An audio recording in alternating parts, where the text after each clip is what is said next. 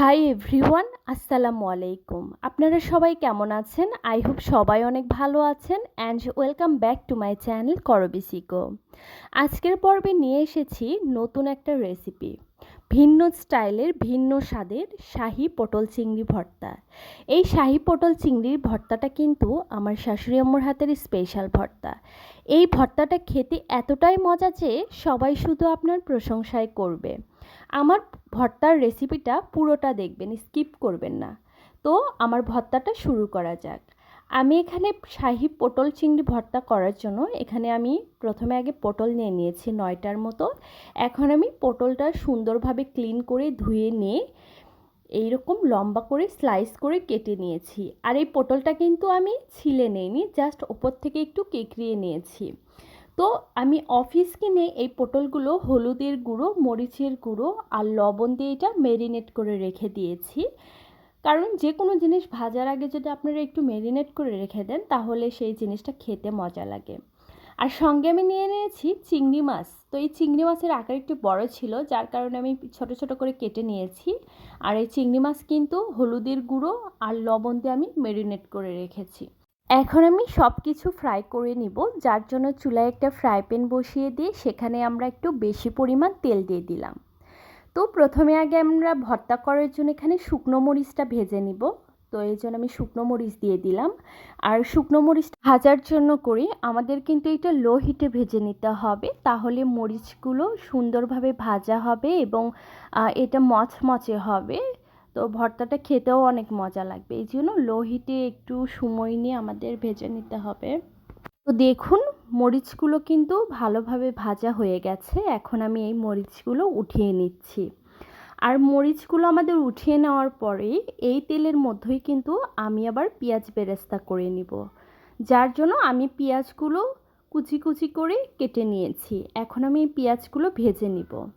তো পেঁয়াজগুলো ভেজে নেওয়ার টাইমেও কিন্তু আমাদের লো হিটে ধীরে ধীরে এটা ভেজে নিতে হবে, কারণ পেঁয়াজ বেরেস্তা কিন্তু হাই হিটে ভেজে নিলে পেঁয়াজের কালারটাও নষ্ট হয়ে যায়, পুড়ে যায়, খেতে ভালো লাগে না। এই জন্য লো হিটে ধীরে ধীরে ভেজে নিতে হয়। এখন আমি পেঁয়াজ বেরেস্তাগুলো উঠিয়ে নিয়ে এই তেলের মধ্যে আবার আমি পটলগুলো ভেজে নিব।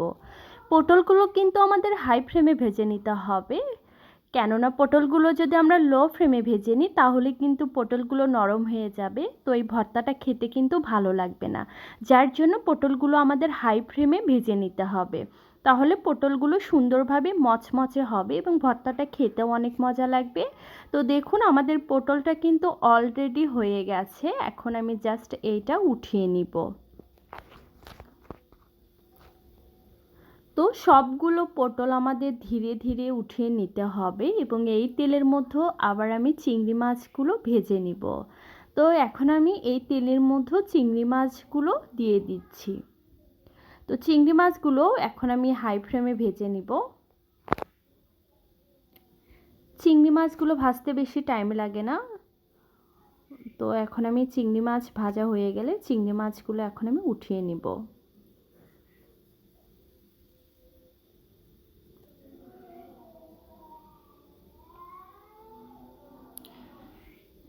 তো এখন আমরা উঠিয়ে নিব, নিয়ে এখন আমরা এটা রেখে দিব। তো দেখুন, এখানে আমাদের পটল ভাজি হয়েছে, এখানে আমাদের চিংড়ি মাছ ভাজি হয়েছে। এখন আমরা ভর্তা করে নিব। তো ভর্তা করার জন্য আমি এখানে সব উপকরণ রেখে দিয়েছি, আপনাদের সুবিধার জন্য একবার দেখে দিচ্ছি। এখানে পেঁয়াজ বেরেস্তা ছিল, ধনিয়া কুচি, কাঁচামরিচ কুচি, লবণ, শুকনো মরিচ, এখানে ছিল রসুন কুচি, আদা কুচি। তো আমি কিন্তু এখানে এখন মরিচগুলো লবণের মাধ্যমে ভালোভাবে ম্যাশ করে নিব। তো আমি এখানে লবণের পরিমাণ কম নিয়েছি, কেননা আমি পটলে দেন চিংড়ি মাছে কিন্তু আগে থেকে লবণ অ্যাড করেছি, যার জন্য লবণের পরিমাণ একটু কম দিয়ে দিয়েছি। এখন আমি এই যে মরিচটা ম্যাশ করা হয়ে গেলে এখানে আদা কুচি, রসুন কুচি, দেন কাঁচামরিচ কুচি দিয়ে আবারও আমি ভালোভাবে এটা ম্যাশ করে নিচ্ছি। সঙ্গে নিয়ে নিলাম পেঁয়াজ বেরেস্তা। এখন নিচ্ছি কাঁচা পেঁয়াজ কুচি।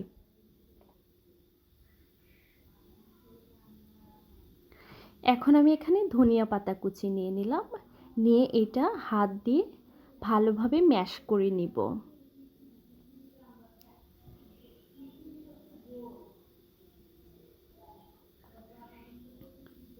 তো দেখুন এই ভর্তাটাও কিন্তু আপনারা ভাতের সাথে খেতে পারবেন, এটা খেতেও কিন্তু অনেক মজা লাগে। তো এখন আমি এর মধ্যে দিয়ে দিব সেই পটলটা, যেই পটলটা আমরা ভাজি করে রেখেছিলাম। তো এই পটলটা এখন ভর্তা করার জন্য আমাদের কিন্তু আলতো হাতে ধীরে ধীরে এটা করে নিতে হবে, জাস্ট একটু হালকা নেড়েচেড়ে নিতে হবে, কেননা পটলগুলো যদি আমরা বেশি ম্যাশ করে ফেলি সেক্ষেত্রে কিন্তু ভর্তাটা খেতে মজা লাগবে না। তো দেখুন আমাদের কিন্তু পটলটা বিচিগুলো বের হয়ে আসছে। তো এখন আমি চিংড়ি মাছও দিয়ে দিলাম, দিয়ে এখন সবগুলো উপকরণ হাত দিয়ে ভালোভাবে এটা মাখিয়ে নিব। তো আমাদের ভর্তাটা কিন্তু করা অলরেডি হয়ে গেছে, এটা খেতে কিন্তু অসম্ভব মজা ছিল। এখন আমি এইটা জাস্ট সার্ভ করে নিব। এই যে এখন আমি সার্ভ করে নিলাম। তো এই শাহি পটল চিংড়ি ভর্তাটা আপনারা করে নেবেন, আমি যেভাবে করেছি এভাবেই করে নেবেন, দেখবেন যে এইটা খেতে অসম্ভব মজা। এই যে ভর্তার উপরে আবারও আমি পেঁয়াজ বেরেস্তা দিয়ে দিলাম এবং শুকনো মরিচ দিয়ে দিলাম। তো এটা দেখতে অনেক মজা লাগছে, এটা খেতেও অনেক মজা লাগে। তো আপনারা কিন্তু আমার ভিডিও দেখে অবশ্যই ভর্তাটা করে নেবেন, দেখবেন সবাই আপনার অনেক প্রশংসা করবে। কারণ আমি যেদিন ফার্স্ট টাইম এই ভর্তাটা খেয়েছিলাম আমার মুখের স্বাদটা এখনও লেগে আছে। আমার মনে হয় যে প্রতিদিন যদি আমার খাবারের তালিকায় এই শাহি পটল চিংড়ি ভর্তাটা থাকতো আমি একদম পেট ভরে ভাত খেতে পারতাম, কারণ এই ভর্তাটা আমার এতটাই পছন্দের। তো আপনারা কিন্তু পুরো ভিডিওটা দেখবেন, স্কিপ করে করে দেখবেন না, তাহলে কিন্তু মানে আমি কোথায় কি দিলাম এটা কিন্তু আপনারা বুঝতে পারবেন না, সেক্ষেত্রে আপনাদের ভর্তা খেতে ভালো লাগবে না। এই জন্য পুরো ভিডিওটা আপনারা দেখবেন, তাহলে এই ভর্তাটা আপনারা করে নিতে পারবেন। আমার এই শাহি পটল চিংড়ির ভর্তাটা যদি আপনাদের ভালো লেগে থাকে অবশ্যই লাইক কমেন্ট এবং শেয়ার করে দিবেন।